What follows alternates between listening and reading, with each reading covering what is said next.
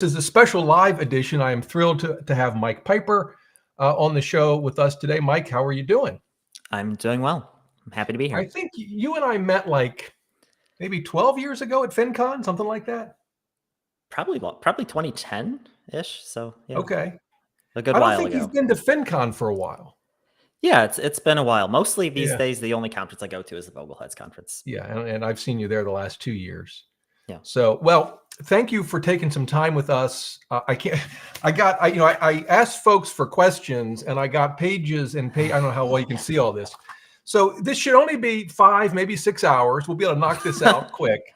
No, I do appreciate your time. I kind of want to dive right in. But just for background, you're a CPA, right? Yes. And of course, you developed a tool, Open Social Security, which is a free tool we'll look at in just a minute. Mm-hmm. You blog at Oblivious Investor. Yes. Right. And you have michaelrpiper.com. And I'll add links to all of these below the video when we're done. You actually do Social Security claiming consultations as well as Roth conversion consultations. I'll mention that to folks. I do think you told me you've got a backlog, right? There's a lot of yeah, exactly. The Okay. client wait list is pretty long right now. Okay, I can imagine. So since I'm only 57, maybe I should get on that wait list, and maybe in 5 years you'll have. I have to imagine that you'll know everything you need to know when the time Oh comes. no, you should not. You should not imagine that. Trust me. Particularly with Social Security because it's so complicated. So I want to begin. I'll show your tool in a minute. But the one thing is, well, actually, I'll show it now just briefly, and then I'll come back on. I got to do a couple of things to show this, so hopefully you should be able to see it now. This looks so innocent. This looks like such a simple tool, just a few things to put in there. As we'll see in a minute, though, depending on what you click and options, it gets really sophisticated. But one of the things that you can enter an assumption as to when you'll die or when a spouse will die, but you don't have to, right? Right. And in that regard, your tool is different than, for example, New Retirement's tool, Maxify, and he has some related tools just on Social Security. At least in my experience, you always put in an assumption as to when you're going to die. So that tells me that fundamentally your tool is different. Can you kind of walk us through that? Yeah. This difference is actually the primary reason I created the calculator.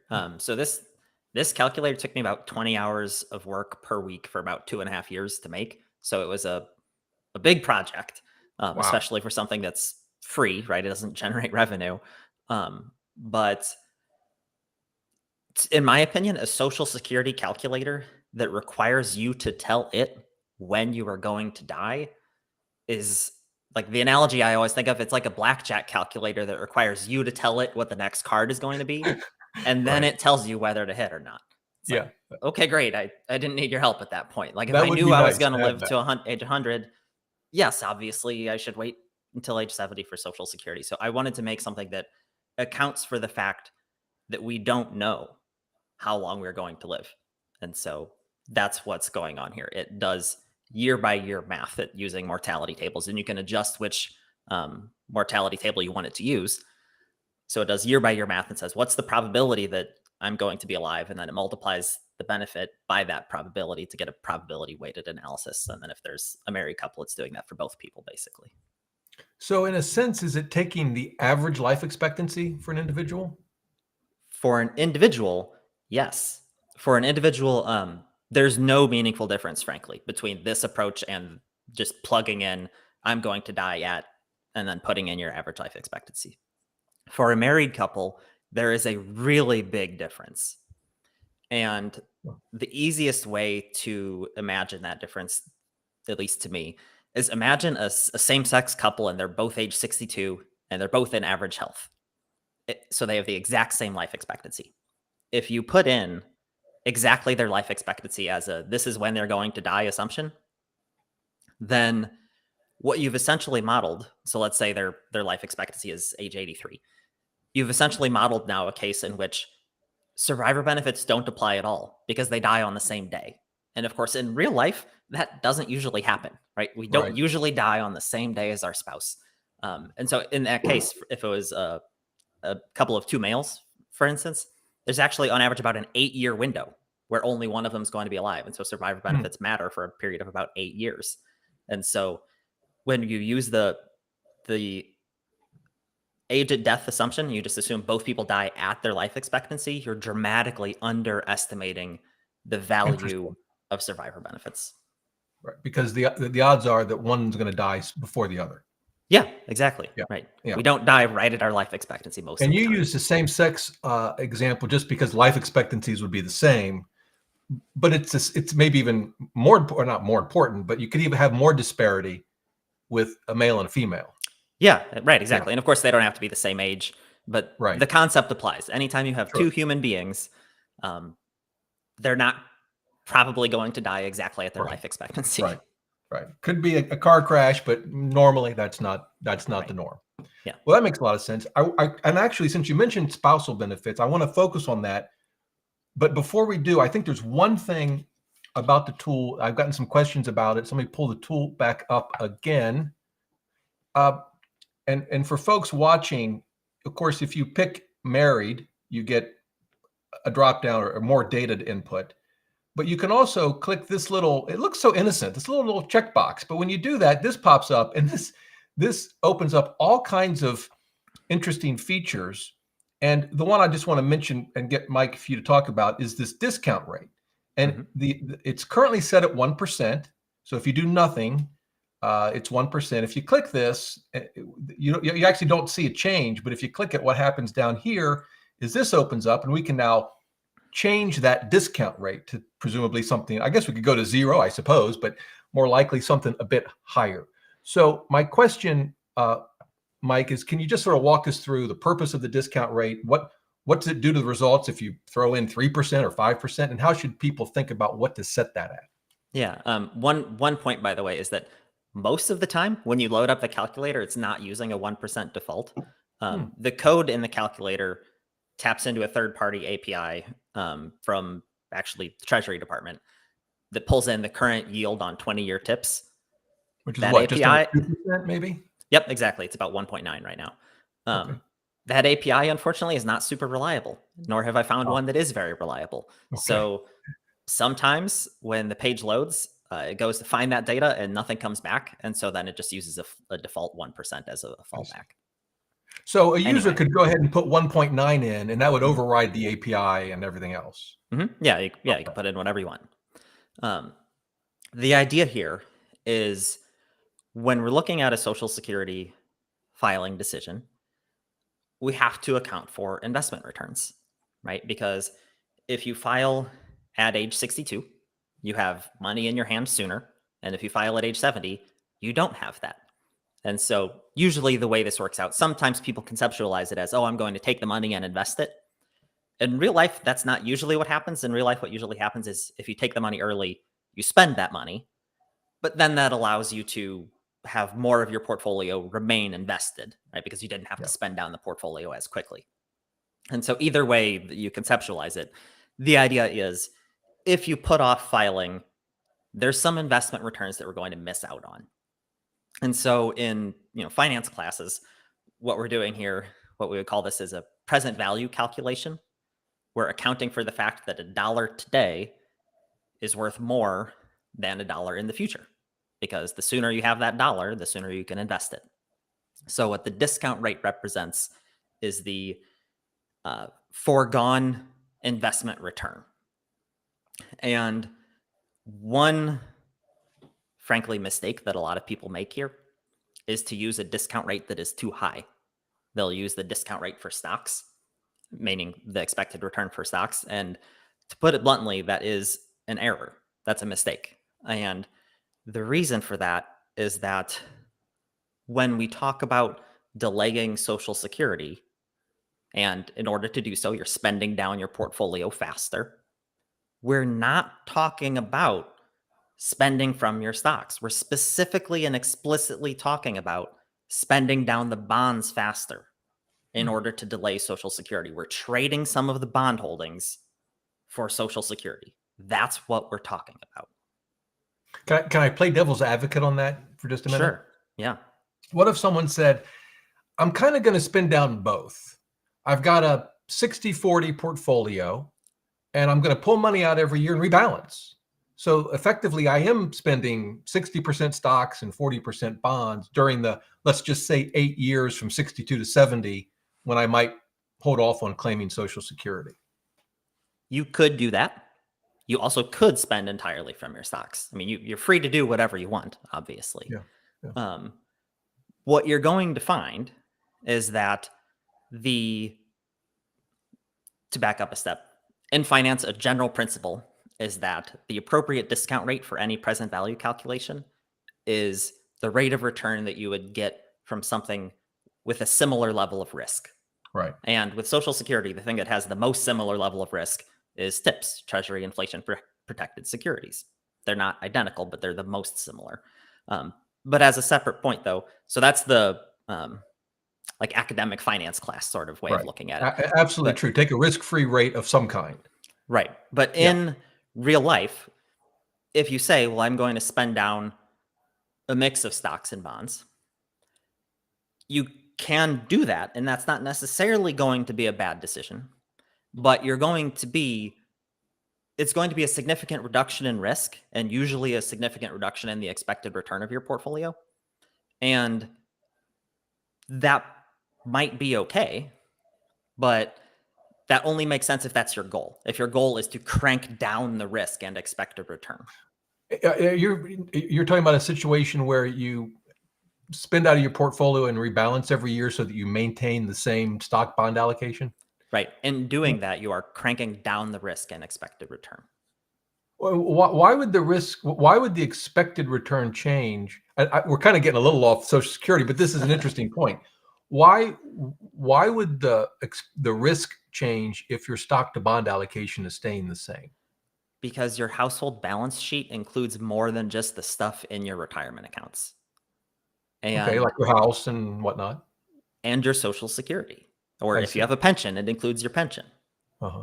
And so a lot of times people, when they're thinking about how risky, the level of financial risk that they have, they think about the percentages. They say, I've got a 60-40 allocation.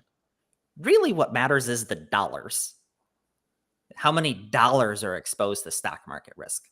How many dollars are in bonds? So if, for instance, let's say you have a $1 million portfolio, keep the math easy, and let's say it's 60-40, 60% stocks, 40% bonds.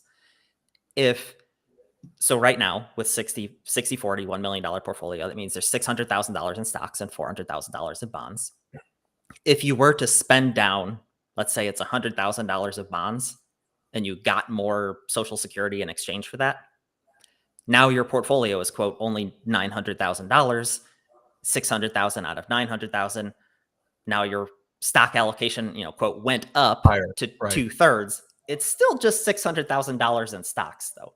So even though the percentage changed, you didn't increase the risk. So really, people can get hung up on the percentages, and that's a mistake.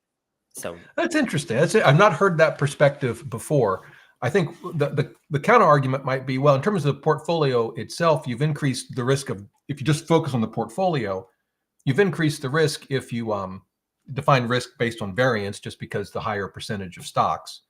But I hear your point. I guess getting back to your tool, if someone wants to use a risk-free rate, something around 1.9%, at least today, 20-year TIPS makes sense. I think some folks would say, I would invest all of this in stocks. I don't need the money. I'm going to give this to my kids. I don't need Social Security. In fact, we had some emails from folks like that.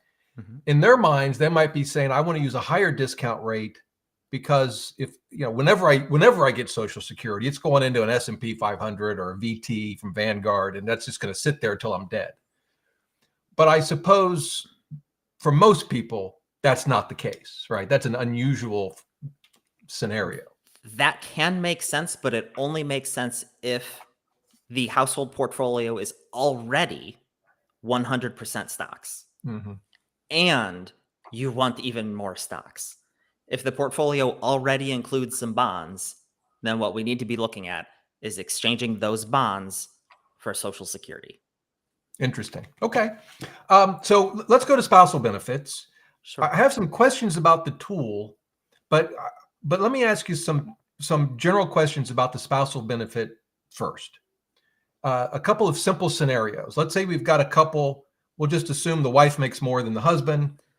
They're both 60, and the wife dies. So she obviously hasn't claimed Social Security, hadn't reached 62. Are there any spousal benefits available to the surviving spouse once either then or later in their lives? Okay, I'm gonna kind of needle you here. The answer is Okay, fair no, enough. because Okay, spousal benefits only apply when both people are alive. okay. It's Oh, surviving spouse fair. benefits. Yes, of And course. Survival. I Thank know you. that sounds trivial, but No. that specific miscommunication occurs all the Hmm. time when people call the SSA or go in person. They ask about spousal benefits, and the SSA representative answers the question about spousal benefits when really Right. the person meant to ask about survivor benefits. And then you have this huge Great miscommunication. point. And so, anyway, sorry, just wanted No, to, that's to perfect. say, That's excellent. So yes. So I guess we're talking survival benefits at this point. right, exactly.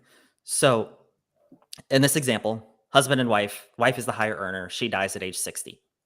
Then the husband, the surviving husband, he can file for his retirement benefit as early as 62, or he can file for a survivor benefit as early as age 60. And the survivor benefit that he could get if he were to wait until his full retirement age, his survivor benefit would be the amount that the wife would have received as a retirement benefit if she had lived until her full retirement age. Okay. That's the maximum total monthly benefit that he could get. And there's actually a strategy in there where, depending on the difference in their earnings history, what he can do is file for his own retirement benefit at 62 and let his survivor benefit keep growing until it maxes out at full retirement age, or do the opposite, file for his survivor benefit at 60 and let his own retirement benefit grow until age 70 and then file for it then. And your tool handles that scenario that you've just described? Yeah. Okay. That's excellent. So now so sticking with survival benefits, right? Yeah. Do things change if the higher, I'm just using earning spouse, uh, dies 62 or older, or dies after they've already started to receive benefits? Yeah. How does The, it the, change? the math changes a little bit. So if the higher earning spouse dies having not yet filed for their retirement benefit, if they die anytime before their full retirement age, then the maximum total benefit that the surviving spouse could receive, aside from their own retirement benefit, the maximum total benefit they could get is the deceased spouse's primary insurance amount, the amount that they would have gotten if they had lived and filed at full retirement age. Okay. Now, let's say that higher earner lives until age 69 and then dies then, not yet having filed. Well, then the maximum possible survivor benefit that the surviving spouse could get would be the amount that the deceased spouse would have received if they had filed on their date of death. So their age 69 benefit, basically. In the event that the deceased spouse had filed, then it gets tricky, frankly. Then we get into It's not tricky yet. Oh, not good. yet. Good. Yeah, so It's going to then get tricky now. we get into a flow chart. And if the deceased spouse died, how to put this, after having filed, most of the time, the maximum amount that the surviving spouse could get as a survivor benefit would be the amount that the deceased spouse was receiving. In some cases, if they filed earlier, though, they'll get somewhat more, and it gets complicated. So it's probably not worth digging into the math. Okay. But yeah. No, that's a great overview. And I take it we've been assuming that the higher earning spouse has died. If it's the lower earning spouse that dies, is there any survivor benefits that make sense for the higher earner? Yeah, depending on the ages in question. Okay. In that case, what a higher earner surviving spouse can do, if they're still not yet 70, they could file for their benefit as a survivor as early as age 60, or whenever this death occurs. They file for their survivor benefit as early as they can, and they collect that all the way until they reach age 70, at which point they turn on their own retirement benefit. Okay. Okay, so that's survival. Now, spousal benefits, Yep. are they easier? Yeah, they're easier. Maybe you could just give us a high-level overview of how spousal benefits work, and then I'd like to look at that with your tool. Sure. Um, Spousal benefits, the idea, so let's say you have spouse A and spouse B. Spouse A is the higher earner. The maximum amount that spouse B could get as a spousal benefit is half of spouse A's primary insurance amount. Um, an important point here, though, and I saw this with one of the questions that came in.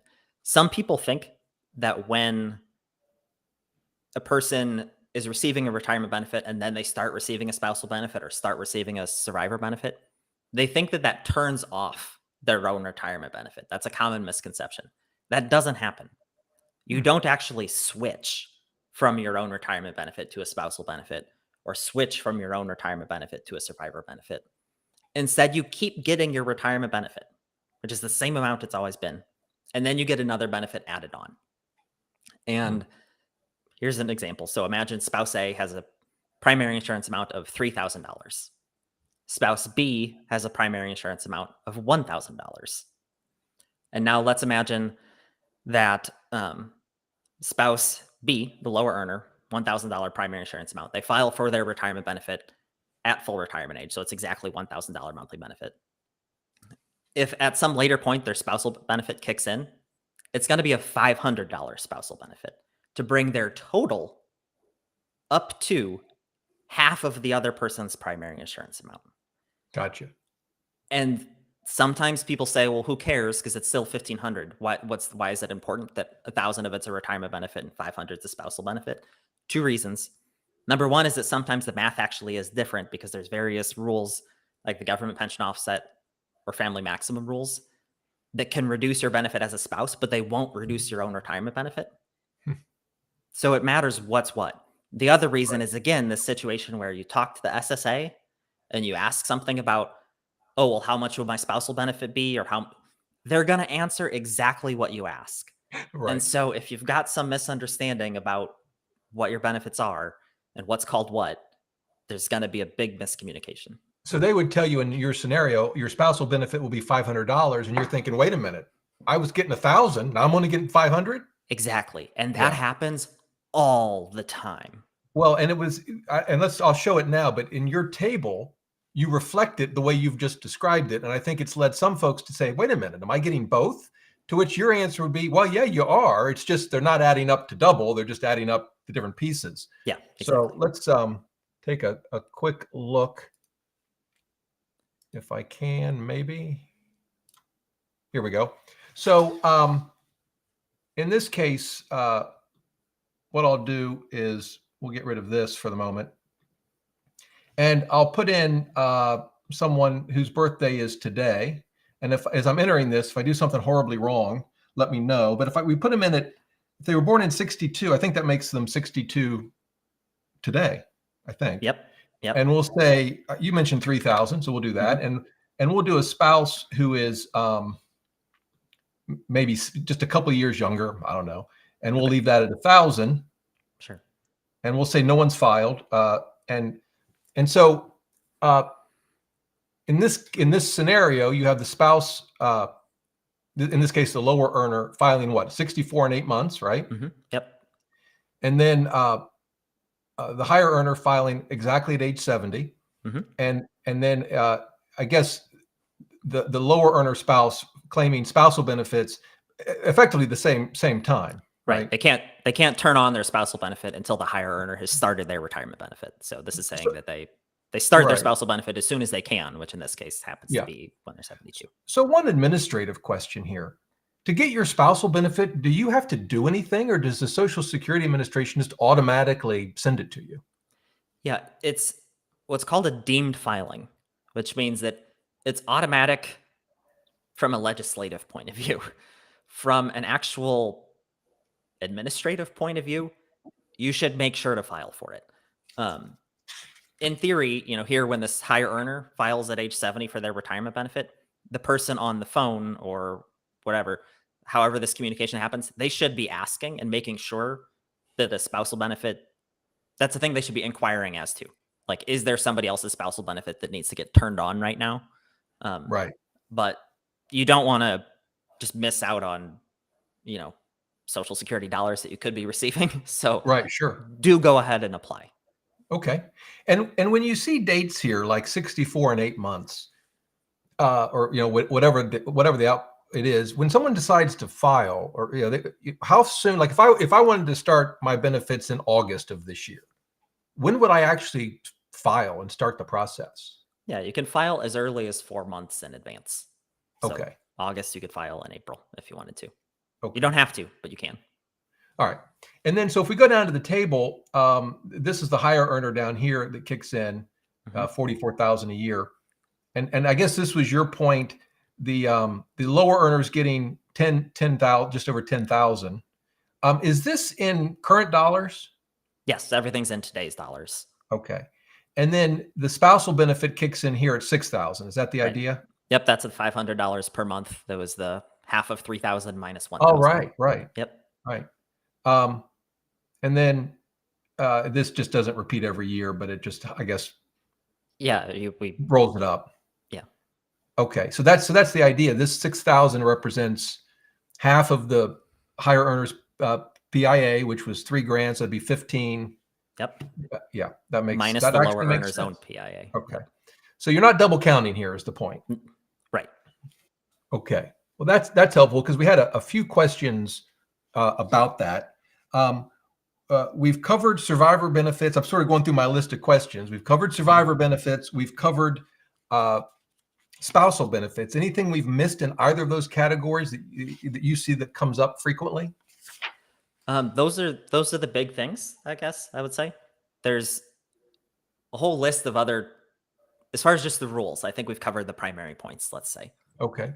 On the survivor benefits, do those kick in when the survivor turns 60? Or have I got that totally wrong? That's the earliest that you can receive a survivor benefit, at 60. And except in case of disability, then you can get it as early as 50. And are there reasons not to take it at 60? Yes. If your own, so let's say you're the lower earner, you're a surviving spouse and you're the lower earner by a considerable amount. What you probably want to do is let your survivor benefit max out at full retirement age. File for your own retirement benefit early at 62. Basically, And does it max? Oh, go ahead. Okay. Well, see, does it max out at the survivor's full retirement age or the deceased's full retirement age? Survivor's full retirement age. Okay. And then would they get that in addition to their own retirement benefit or no? Yes, but again, it's not what most people think when you say yes. They're going to get their own retirement benefit, and then their survivor benefit is going to be whatever amount we were just talking about before, which is complicated, but it could be the deceased person's retirement benefit. So it'd be that much minus their own monthly retirement benefit. So their total monthly benefit is whatever the deceased spouse was receiving, but only part of it's technically a survivor benefit. So similar to what we were talking about with spousal benefits and the way they do that. Yeah. Okay. All right. So we've talked about your tool. One thing that's come up is this concept of a break even. When do you break even? Can you talk a little bit about that? Does your tool even think of it that way? So a break even analysis is kind of just a basic way, a quick and dirty analysis to say, okay, let's make sure to account for investment returns. Yeah. And that's the primary thing you're doing with a break-even analysis. Yeah. And that's what a present value analysis, which is what the tool does, that's what it's already doing also. That's the whole point of the discount rate. So it's not literally telling you the break-even point, but it is accounting for investment returns. One thing I've noticed, and I don't know if it's just because it just happens to be the data I enter into your tool, but a lot of times when the married couple, one's a higher earner, it will tell me that the lower earning spouse should start claiming Social Security, not at 62, but at 62 and 1 month. Yep. Have you seen that, or is it just the data I happen to be entering? It comes out with that. Oh, that's not just the data you're entering. Most of the time, you can't actually start your benefits at 62. You have the first month for which you can receive a retirement or a spousal benefit is the first month for which you are age 62 all month. So most of the time, unless your birthday is right at the beginning of the month, most of the time 62 and 1 month is the first month you can Interesting. actually, yeah. Okay. You just wonder who sits in our government and makes up all of these rules. It's mind numbing. Yep. All right. So someone comes to you, they want to hire you to do an analysis, but they say, listen, Mike, appreciate all the work on your tool. It's great, but all I care about is longevity insurance. I'm scared to death that I'll live to be 110. Can people still use your tool? I guess they can go in and assume a different date of death. That is an option in your tool, but isn't it going to pretty much tell them 70? Yeah.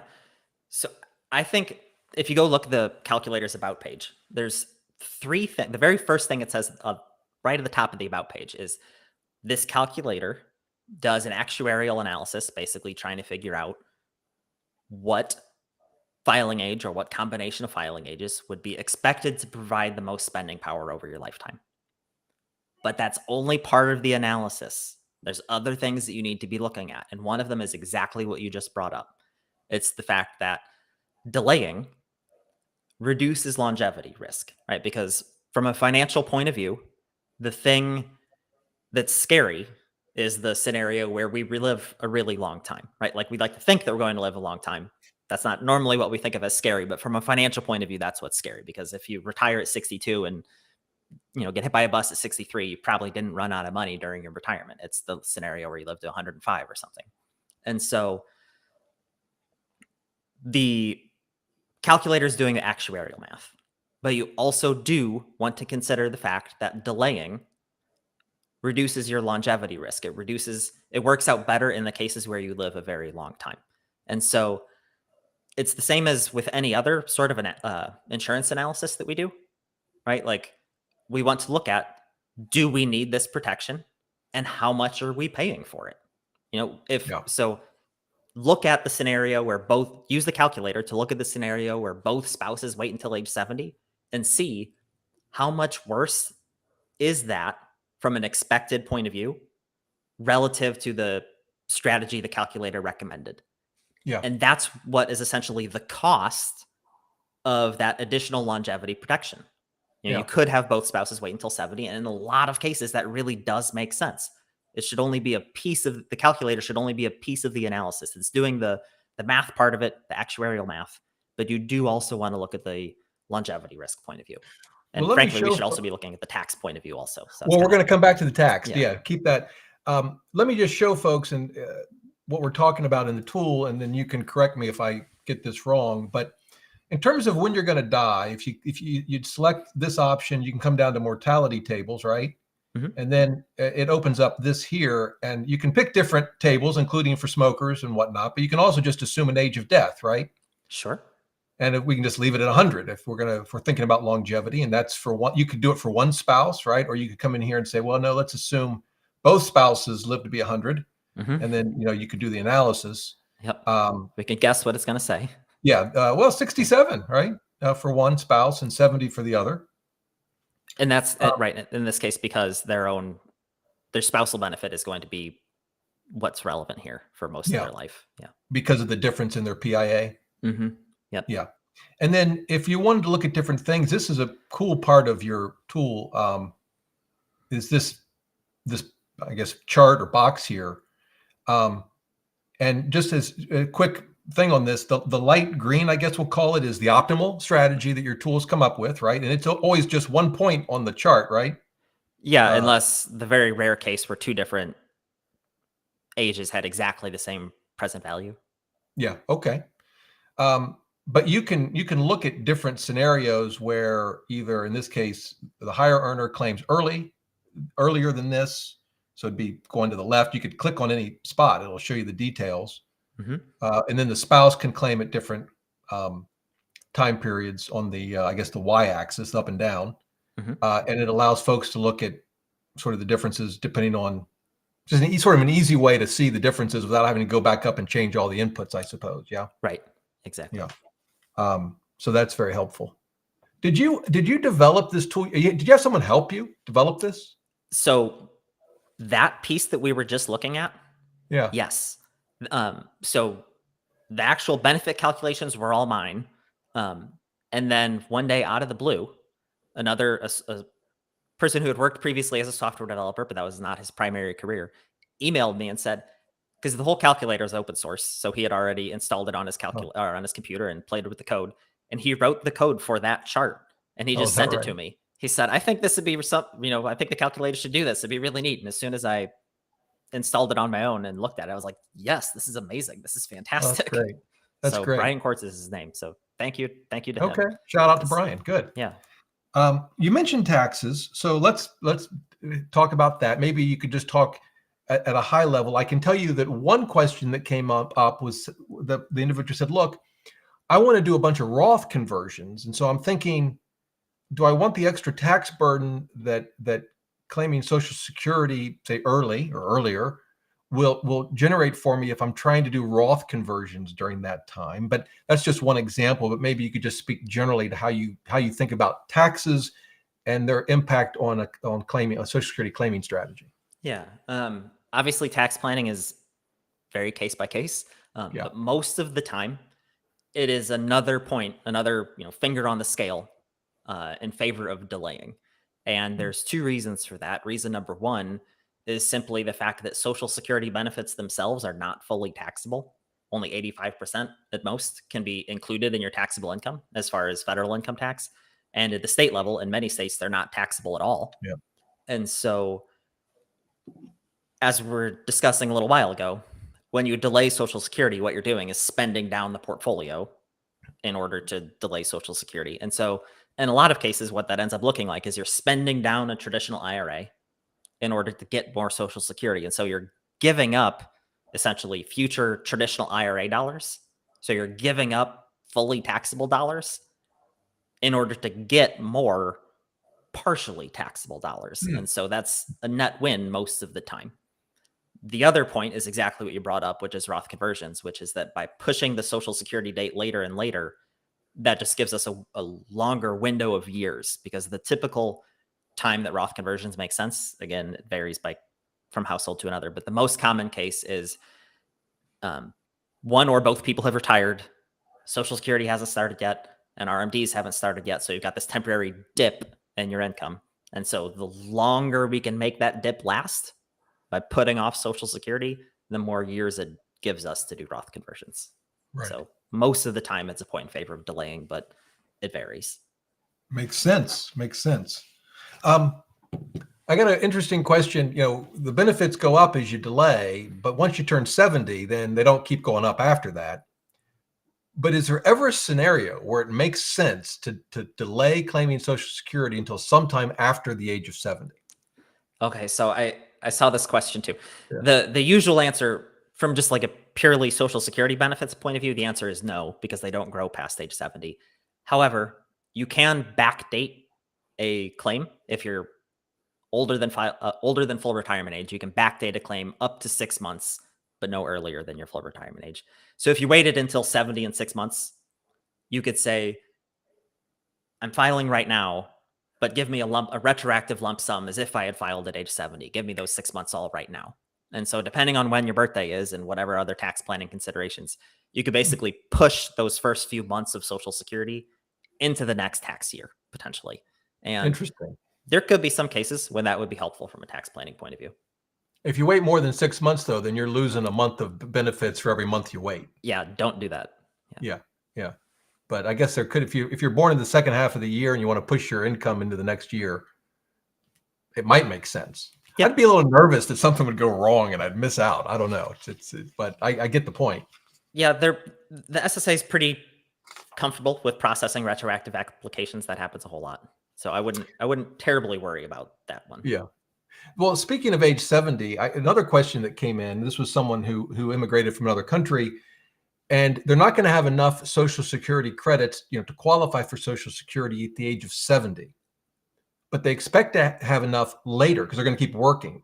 Okay. I mean, so you just wait till you have enough credits and then claim whenever you can, at whatever age that is? Yeah, exactly. Yeah, you could become eligible at whatever age. If you started working at age 70, yeah, you could become eligible, well into your 70s, 80s, whatever. Yeah. Yeah. Because it takes what, at least 10 years of work, right? Yeah, exactly. You need 40 credits and you can only earn 4 credits a year. So 10 years. Okay. All right. let's see. I'm just going to go through some of the questions, just the list here. We talked about Roth conversions. File and suspend is really, for the most part, no longer a thing, right? Yeah, there was the Bipartisan Budget Act of, now I'm drawing a blank, it was either 2015 or 16, Yeah. changed those rules. So yeah, it's not what it used to mean, no longer is relevant. You can But still suspend your benefit after filing. So basically, if you filed, let's say at 63, then full retirement age rolls around, and by then you wish that you had waited, you can suspend your benefit. So basically, turns it off temporarily until you choose to have it turned back on. Then you can start to receive delayed retirement credits. So it's basically an option to change your mind, sort of. oh, But it's not. It doesn't mean the thing it used to mean. There used to be a way to yeah. do some clever tricks, basically, that aren't relevant So anymore. if you started claiming receiving benefits, say a year before your full retirement age, and then 2 years later you kind of regret that decision, you could suspend for a year. Am I thinking about this correctly? Suspend for a year, and then when you started getting the benefits again, you'd effectively get whatever your full retirement age benefits were. Close. Or does- The math isn't exactly like that, but very close. So do you counsel with clients, or have you seen situations where suspending made sense? Yeah, it does make sense sometimes. Huh. Most often the case is the higher earning spouse filed early, and because of the way that survivor benefits work, it really usually makes sense for that higher earning spouse to wait. And so in that case, it often makes sense to say, okay, when you hit full retirement age, let's go ahead and suspend. So we got a lot of questions, several from folks that have adult children with disabilities. And I know from your tool, in fact, I can just show it briefly here. You have a section, we go back to the top, where you've got children either under the age of 19 or permanently disabled. Mhm. And it brings in information here about children. And if you answer yes, how many, and you get obviously more details. Can you talk just generally about what sort of, I guess, considerations folks should be thinking about in terms of claiming Social Security and the impact it has on I guess, disability benefits for an adult child? Yeah. So there's two ways that a person could qualify for child benefits. So basically, when you file for your own retirement benefit, if you have a child who is under 19, so they're 18 or younger, or they're an adult child who is disabled, then they can receive a child benefit on your work record. And that benefit is half of your primary insurance amount, but it can be reduced by various other rules that might kick in. However, as you were getting into, if your child, for instance, if you have an adult disabled child and they're already receiving SSI, and this is the thing that people mess up, by the way, there's another terminology thing that causes problems when talking to the Social Security Administration. SSI is not what we're talking about when we talk about retirement benefits and spousal. A lot of people think that SSI just stands for Social Security income. That's not what it stands for. It's its own completely separate program.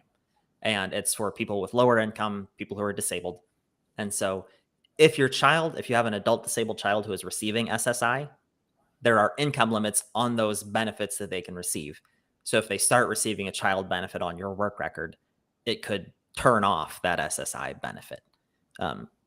However, they're not forced to receive a child benefit on your work record. They don't have to file for that. So when you file for your own retirement benefit, they don't have to sign up for that child benefit if it would be detrimental to them. So it's not a thing that you need to be worried about in that sense. In general, though, if you have a minor child or an adult disabled child, relative to a household in which that is not the case, that becomes a point in favor of filing earlier, because your child can't start receiving those child benefits until you turn on your retirement benefit. And so basically the cost of waiting is higher than it would be in a household without that child, right? Because in addition to you foregoing your retirement benefit, your child also has to forego their child benefit. So the cost of waiting is higher. So it's a point in favor of filing earlier. And if someone chooses to wait, of course, their Social Security benefit for them will go up depending on how long they wait. But does their child's benefit change at all? No, it didn't sound like it, because it's half of the primary insurance amount. Exactly. Regardless of the age Yeah. at which you file for your retirement benefit. And so, and your tool, if they put in what we just showed a minute ago, will calculate again, based on life expectancies and whatnot, a claiming strategy. Right. Okay. Exactly. Okay. That makes sense. Well, as much of it as any of this does for my feeble mind, but I'm trying to keep up with you, Mike. So windfall elimination provision and government pension offset. Now I have to be honest here. I had never heard of either of these things until I told everyone that you were going to be on the show and I started getting emails. Okay. So I am very ignorant of this whole topic, in part, by the way, because I don't have a pension. So I don't have to, maybe this is an issue I don't have to worry about. I kind of wish it were. But can you kind of give us, I know your tool factors in this as well. There's a pension. Again, I'll just show it to folks very quickly. If we go back up to the top here, if we click pension, this opens up. See if I can find it quickly down here. Maybe I may have passed. It's in the middle. It says, does your spouse receive or will they receive a pension from an employee? Yeah. So if we click yes, then you get information and other inputs. I can tell you one question we've had is PIA without WEP reduction. Where do you find that? But apart from that, maybe you could just give us sort of a high level overview of how this affects Social Security and claiming strategies. Yeah, there's two separate rules here. There's, just like you said, the WEP, the windfall elimination provision, and separately there's the GPO, government pension offset. The windfall elimination provision affects your own retirement benefit if you also have a government pension from work that was not covered by Social Security. So often if you work, for instance, as a firefighter, so you're a city employee, in many cases, you're not paying into Social Security in that type of work, and you're going to be getting a pension. And so that pension will trigger the windfall elimination provision. And the WEP, the windfall elimination provision, basically just changes the math of how your primary insurance amount is calculated. And the SSA has a great short little PDF publication that explains exactly how this works. So if you Google SSA WEP PDF, it'll pop right up. Okay. And that's the best explanation I've ever seen of it. It's really good. It's still a few pages long, so you probably don't want to read it right now. But no, but I pulled it up and I'll leave a link to it below I see it now. Yeah. I'll just quickly show everyone. But I will I'll leave a link. Is that it? Yep, that's it. Okay. I'll leave a link to that. But I'm sorry, keep going. And so it just basically reduces your own retirement benefit. It makes your primary insurance amount smaller than it would otherwise be. Okay.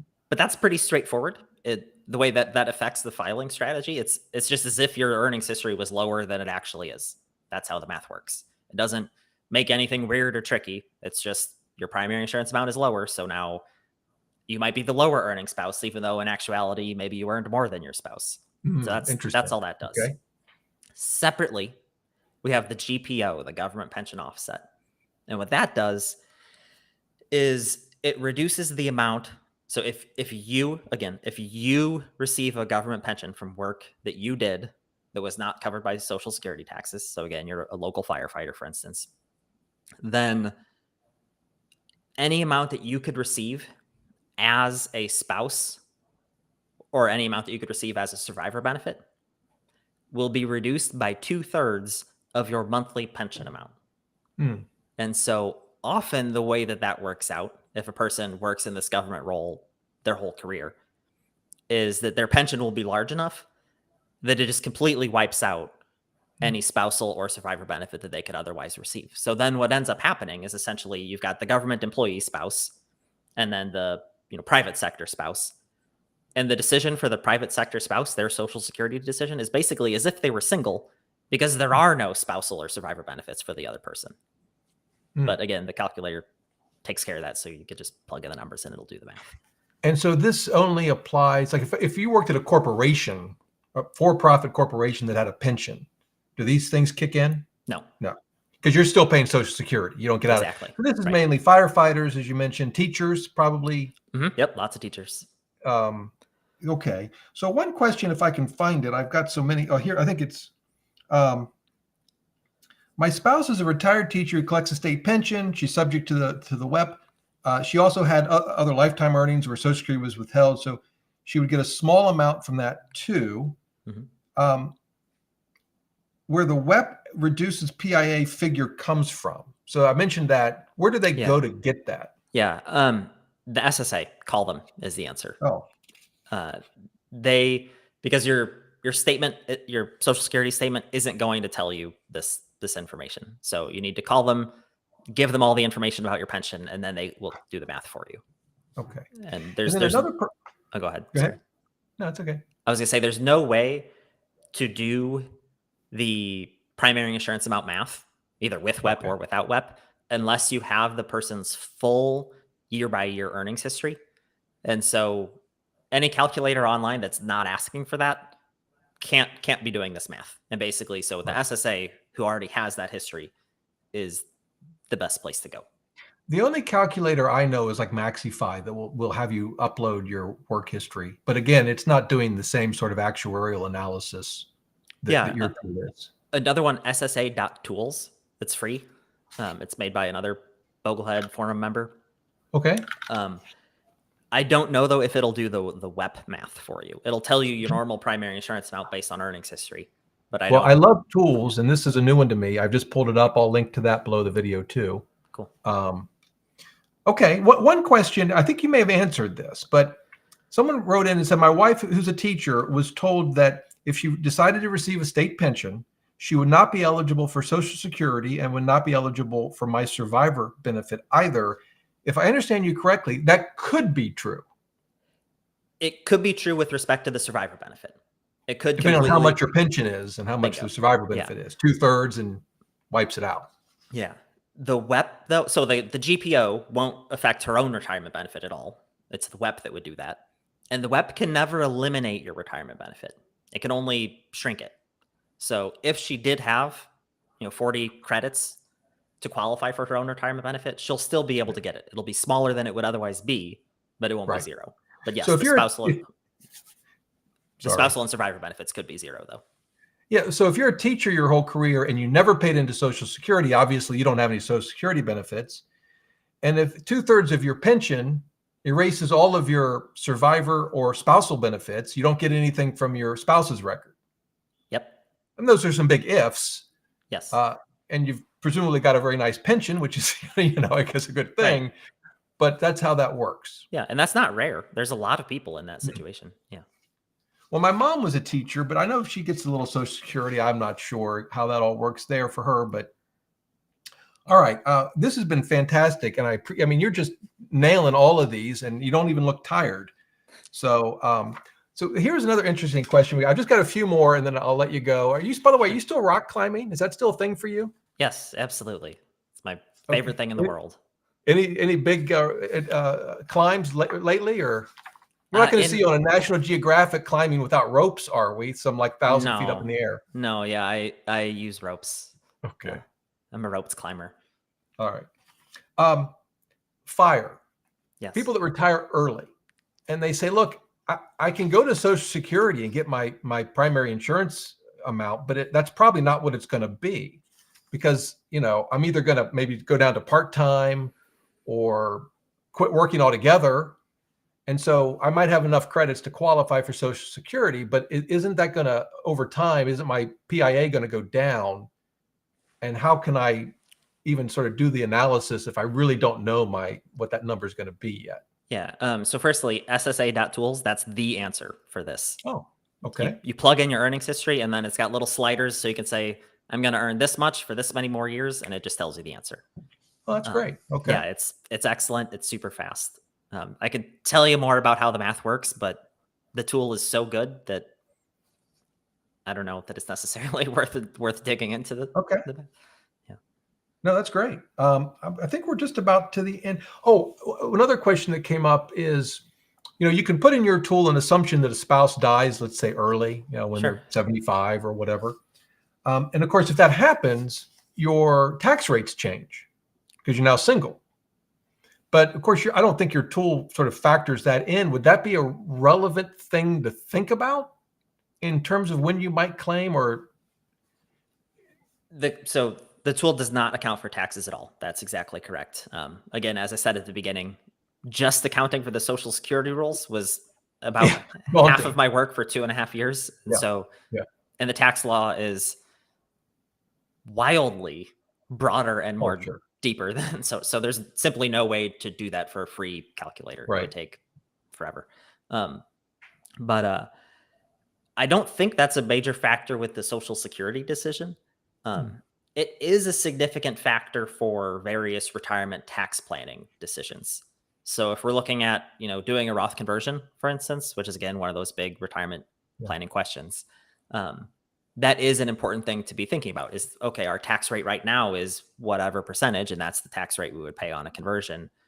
But there's a good chance that for some years in the future, only one of us will be alive, and then maybe that surviving spouse has a considerably higher tax rate because there's only half as much space in each tax bracket. You only have half the standard deduction, but now all of a sudden, only the smaller of the two Social Security benefits went away, and the whole portfolio is still there. So your RMDs in total are whatever they used to be before, and so you have much more than half as much income, but only half as much space in each tax bracket and only half the standard deduction. So you have often, not in every case, but often that surviving spouse has a higher tax rate. And so the way that all works out is essentially that's another point in favor of Roth conversions during those years while both people are still alive. But it's not usually a huge factor in terms of the Social Security decision. And also, I would just say psychologically, unless a spouse has significant health issues, psychologically, it's hard to make, I think, big financial decisions based on the assumption that a spouse is going to die significantly early. But yes, I don't know. That's a practical thing. Maybe other people don't have the same reservations. Okay. One question that came up, and maybe we'll kind of, I'll look at the chat to see if other questions, but we've covered so much.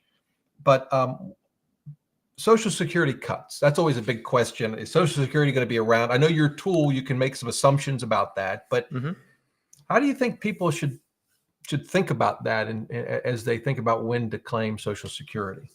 Yeah, the first thing I would point out is simply a misunderstanding that I see all the time. People read headlines that Social Security is going broke, the Social Security Trust Fund is running out. It's true, the Social Security Trust Fund is running out. But a lot of times people see that headline and think that that means that when that happens, Social Security goes to zero. And that's not the case because there's still ongoing revenue coming in every year. And so according to the actuaries whose job it is to do this math, the Social Security trustees, the projection is that the ongoing revenue will still be about enough to pay for roughly 77% of the promised benefits. And that number changes, plus or minus 1 or 2% every year when they redo that analysis. But the trust fund is expected to run out in about 10 years. And then it's expected to be able to pay for about 77% of the promised benefits. So if Congress takes the absolutely do nothing at any point, at any time approach, then that's in theory what would happen. We'd see a cut of about 23%, which is a big difference between that and Social Security disappearing. As far as what Congress is likely to actually do, I sincerely have no idea. Because 10 years ago, I thought they would have done something by now, if I'm being honest. Not necessarily completely fixed it, but I would have expected that they would have taken some action because, as we all know, the sooner that action is taken, the less drastic it has to be. So I don't know. I don't know what changes they're going to make, but there's no chance it's going to zero. That's absolutely not a thing that could ever happen, frankly. What I think they often do, and maybe this is just a political reality, is they don't tend to deal with something until they have no choice.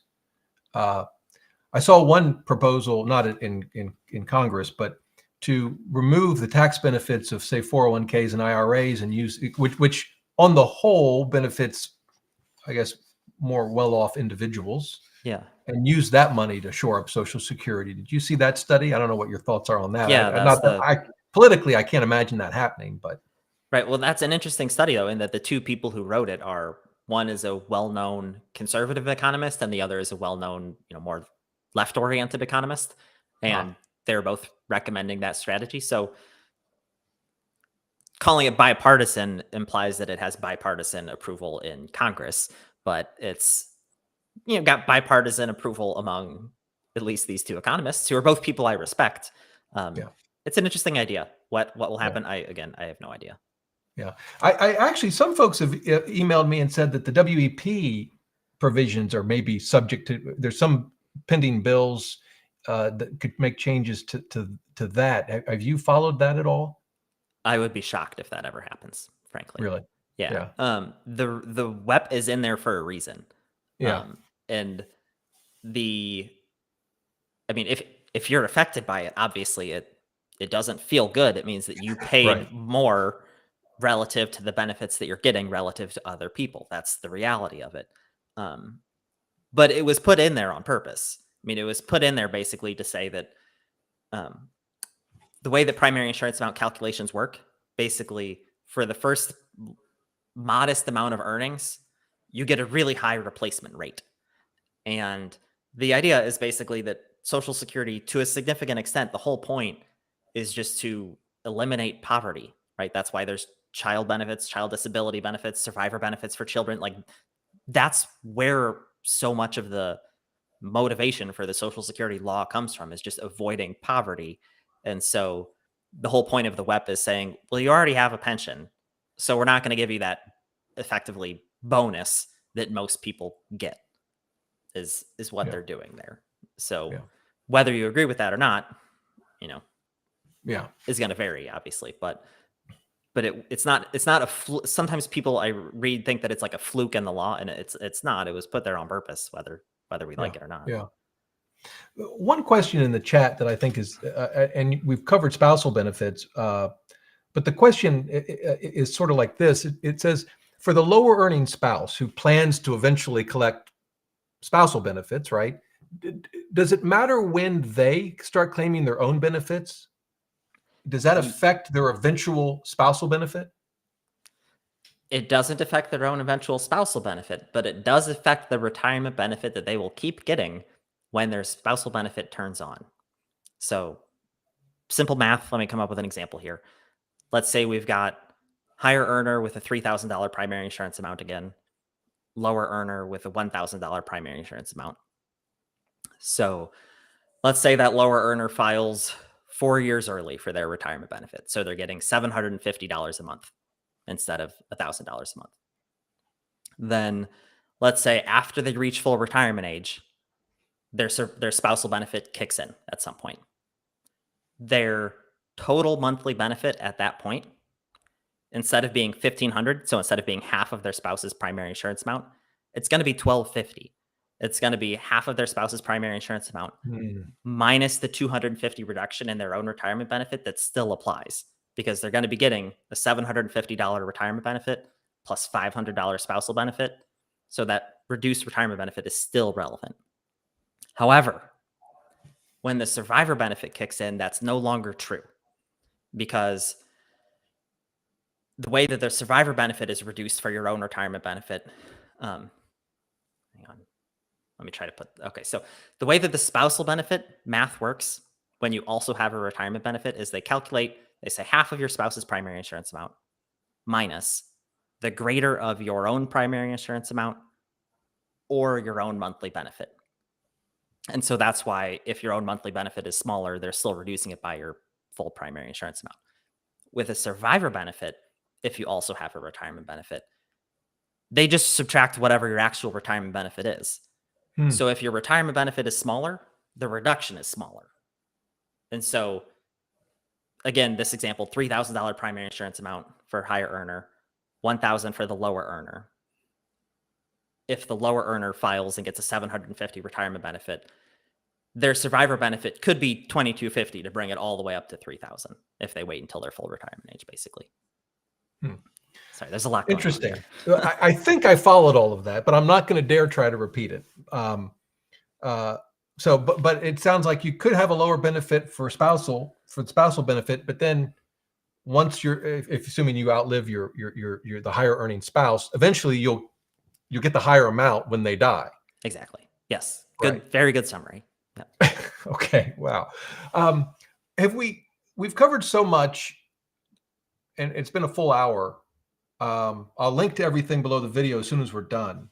But are there sort of commonly asked questions or issues that you see come up that I can't imagine, maybe there are, that we haven't covered, that you think are Yeah. worth mentioning? Yeah, just real quickly, a few things that are all kind of tapping into one thing that we've talked about so far is these miscommunications. So firstly, I saw one of the questions that came in was, do you recommend applying by phone or online? Online. I mean, I will say that as emphatically as I can. Apply online, um, except for survivor benefits because you can't apply for those online. But in the entire time I've been doing this, I have never encountered personally somebody who had an online application processed incorrectly. I saw one story about it once on Bogleheads. Okay. That's it. In terms of in-person and phone applications, I have heard so many mistakes over the years, just a tremendous number.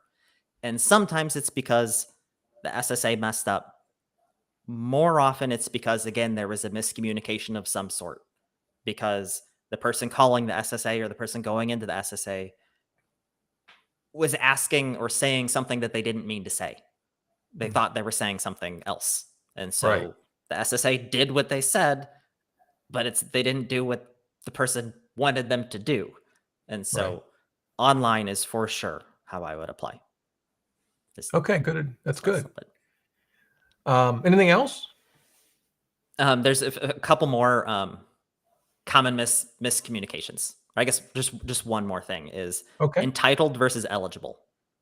Those are two terms that mean different things because in, layman's terms, we might say that, oh, I'm eligible for a benefit or I'm entitled to a benefit and kind of use them interchangeably. With the SSA, you are eligible for a benefit if you meet all the requirements, but you haven't yet filed for it. You become entitled to that benefit when you file for it. And so anytime you're talking to the Social Security Administration, you have to make sure to use the right term, or whenever they use one of those terms, pay attention to which word they used because they meant one thing as opposed to another thing. Okay. So I'm eligible. I'm not entitled. Exactly. Yeah, that seems about right for me. That seems about par for the course. You've published a number of books. You've published one on Social Security, right? Yes. Social Security Made Simple. Did your book really make it simple? I tried. I will, I'm just kidding. I mean, your books are fantastic. I confess I haven't read this one, in part because, I'm not near the Social Security age yet, but here it is. I'll link to that as well. Do you have any more books planned anytime soon? Or I mean, you've published, what, a half a dozen or?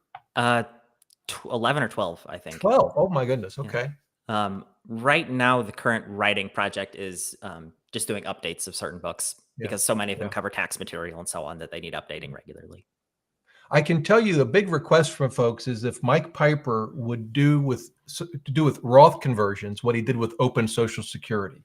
They're looking for an open rothconversion.com website from Mike Piper. Is that in the works? It's not. Oh. There's just the reality is that it would be so much more complicated to create. Yeah. The tax All law the is tax just issues. Yeah. way broader than the Social Security law, and it changes all the time. Yeah. Whereas the Social Security law is fairly stable. We've seen a couple changes. Yeah. Great. Well, listen, Mike, thank you so much for your time. This has been eye-opening for me, and I hopefully helpful to a lot of folks. I think we got through a lot of the questions. We did the best we could. But thank you. I really appreciate it. Sure, Maybe at some point after you've had some, time to recover from this, we can have you back on to talk about Roth conversions. Sure. That'd be fun. That'd be great. Okay. All right. To everyone watching, thank you for watching. I hope I got to all your questions or most of them. And I'll leave links to all of Mike's websites. You can check that out as well as his book. And with that, I will bring the show to an end. And as I always say, remember, the best thing money can buy is financial freedom.